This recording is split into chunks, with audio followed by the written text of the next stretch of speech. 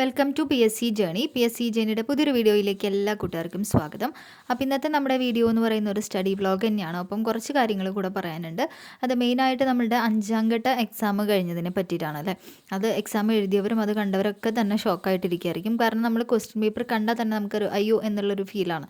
കാരണം അത്രത്തോളം statement questions അടങ്ങിയിട്ടുള്ള ഒരു പ്രിലിമിനറി എക്സാം ആയിരുന്നു 5ാമത്തെ ഘട്ടം എന്ന് പറയുന്നത്.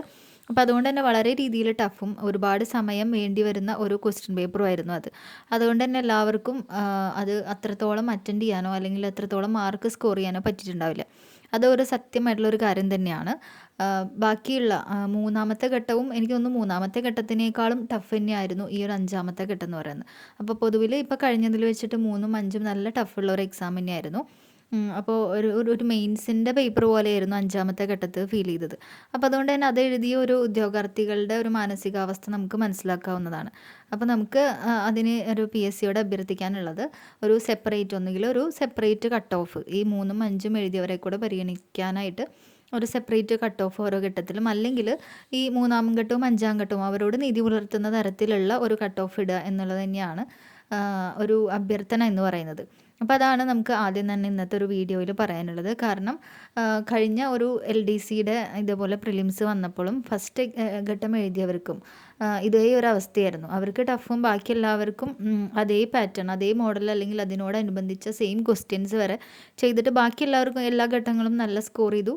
പക്ഷേ 1ാം ഘട്ടം മെയിനായിട്ട്, പിന്നെ 2ാം ഘട്ടം എന്ന് വേണമെങ്കിൽ പറയാം, അവർക്ക് മാത്രം അത്രയ്ക്ക് സ്കോർ ചെയ്യാൻ പറ്റാതെ വരികയും കട്ട് ഓഫ് വന്നപ്പോൾ എല്ലാവർക്കും കൂടെ ഒറ്റ കട്ട് ഓഫായിട്ട് എന്നതുകൊണ്ട് തന്നെ കൂടുതലും 1ഉം 2ഉം ഘട്ടങ്ങളെല്ലാം ബാക്കിയുള്ള ഘട്ടങ്ങളിൽ നിന്നായിരുന്നു കൂടുതൽ പേരും ലിസ്റ്റിൽ ഉൾപ്പെട്ടത്. കാരണം അവർക്ക് 1ാം ഘട്ടത്തിൽ എഴുതിയവർക്ക് അത്രയും മാർക്ക് സ്കോർ ചെയ്യാൻ പറ്റിയില്ല. അപ്പോൾ അതുകൊണ്ട് തന്നെ അവർക്ക് പല എക്സാമുകൾ അറ്റൻഡ് ചെയ്യാനും പറ്റിയില്ല അന്ന്. അപ്പോൾ ആ ഒരു അവസ്ഥ ഇനി ഈ ഒരു പ്രിലിംസിൽ വരാതിരിക്കാൻ ഉള്ള ഒരു അഭ്യർത്ഥനയാണ് നമ്മൾ ഇപ്പോൾ ഈ പറയുന്നത്. ഒരു സെപ്പറേറ്റ് കട്ട് ഓഫ് വയ്ക്കുക എന്നുള്ളത് തന്നെ. അപ്പോൾ നമുക്ക് നമ്മളോട് ആ ഒരു കാര്യത്തിൽ PSC ഇപ്രാവശ്യമെങ്കിലും നീതി പുലർത്തുമെന്ന് നമുക്ക് വിശ്വസിക്കാം. അപ്പോൾ എന്തായാലും ഇനി ചെയ്യാനുള്ളത് നമ്മൾ മെയിൻസിന് വേണ്ടി പഠിക്കുക എന്നുള്ളതാണ്. എത്ര മാർക്ക് കിട്ടിയാലും മെയിൻസിന് വേണ്ടി പഠിക്കുക. ഇനി ഒരു ഘട്ടം കൂടി ഉണ്ട്. അപ്പോൾ അതിനി എങ്ങനെയാവുമെന്ന് നമുക്കറിയില്ല. അപ്പോൾ അതും നമുക്ക് നോക്കാം. അതിനുള്ളവർ അത് പഠിക്കുക. ബാക്കിയുള്ളവരെ കഴിഞ്ഞവരൊക്കെ തന്നെ ഇനി എത്രയോ മാർക്ക് ആയിക്കോട്ടെ നിങ്ങൾ മെയിൻസിന് വേണ്ടി പഠിക്കുക. അപ്പോൾ ഇന്നത്തെ നമ്മൾ സ്റ്റഡി ബ്ലോഗിൻ്റെ കേസ് എടുക്കുകയാണെങ്കിൽ ഞാൻ ഇംഗ്ലീഷാണ് എടുത്തിട്ടോ. കാരണം ഇംഗ്ലീഷ് ഞാൻ തൊട്ടിട്ട് ഒരുപാട് നാളായി. ശരിക്കും പറഞ്ഞാൽ ഒരുപാട് നാളായി ഇംഗ്ലീഷ് എന്തെങ്കിലുമൊക്കെ ഒന്ന് പഠിച്ചിട്ട്. കാരണം നമ്മൾ പ്രിലിംസിനായതുകൊണ്ട് തന്നെ ഇംഗ്ലീഷ് നോക്കിയില്ല. അപ്പോൾ ഇന്ന് നമ്മൾ ഇംഗ്ലീഷാണ് എടുത്തത്. ഇംഗ്ലീഷിൽ വൊക്കാബുലറി സെക്ഷൻ എടുത്തത്. കാരണം നിങ്ങൾക്കറിയാം, ഇപ്പോൾ ഗ്രാമർ എത്രത്തോളം ടഫാണെങ്കിലും നമുക്ക് പഠിച്ചെടുക്കാൻ പറ്റും. കുറച്ചധികം സമയം ചിലവഴിച്ചിട്ടാണെങ്കിൽ കൂടെ നമുക്കത് പഠിച്ചെടുക്കാനും മാർക്ക് നമുക്ക് ഫുള്ളായിട്ട് മേടിക്കാനും പറ്റുന്ന ഒരു ഏരിയയാണ് ഗ്രാമറിൻ്റെ പോർഷൻ എന്ന് പറയുന്നത്. പക്ഷേ വൊക്കാബുലറി സെക്ഷൻ അങ്ങനെയല്ല. നമ്മൾ എത്രത്തോളം പഠിച്ചാലും അറിയാത്തത് ഒരുപാടുണ്ടായിരിക്കും. അപ്പോൾ അതുകൊണ്ട് മാക്സിമം വൊക്കാബുലറികൾ കളക്ട് ചെയ്തിട്ട് ഇംഗ്ലീഷിൻ്റെ കളക്ട് ചെയ്ത് പഠിക്കുക എന്നുള്ളതാണ് ഒരു രീതി എന്ന് പറയുന്നത് ഈ ഇംഗ്ലീഷിനെ സംബന്ധിച്ചിട്ട്. അപ്പോൾ അതുകൊണ്ട് തന്നെ ഞാൻ കുറച്ച് നമ്മുടെ ക്ലാസ്സിൽ നിന്ന് നമുക്ക് അങ്ങനെ തരാറുണ്ട് ഓരോ ഡെയിലി ആയിട്ട്. ഇനിയിപ്പോൾ മെയിൻസിൻ്റെ അതിൻ്റെ ഒരു സമയത്തേക്ക് ഇങ്ങനെ തരും, ഡെയിലി നമുക്ക് തരാറുണ്ട് വൊക്കാബുലറി മലയാളം ഇംഗ്ലീഷൊക്കെ. അപ്പോൾ അതൊക്കെ ഞാനിങ്ങനെ എഴുതി വെക്കാറുണ്ട്.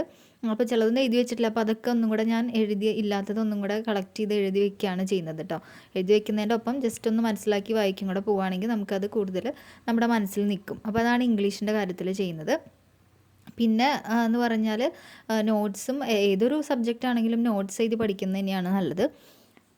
അപ്പോൾ അന്ന് ആരോ ചോദിച്ചിട്ടുണ്ടായിരുന്നു നോട്ട്സ് പ്രിപ്പറേഷൻ ഒന്ന് ഷെയർ ചെയ്യണമെന്ന്. അപ്പോൾ ഞാൻ കുറച്ചധികം കാര്യങ്ങൾ പറയാനുണ്ട് കേട്ടോ. അപ്പോൾ അത് മറ്റൊരു വീഡിയോയിലൂടെ ഞാൻ ചെയ്യാം.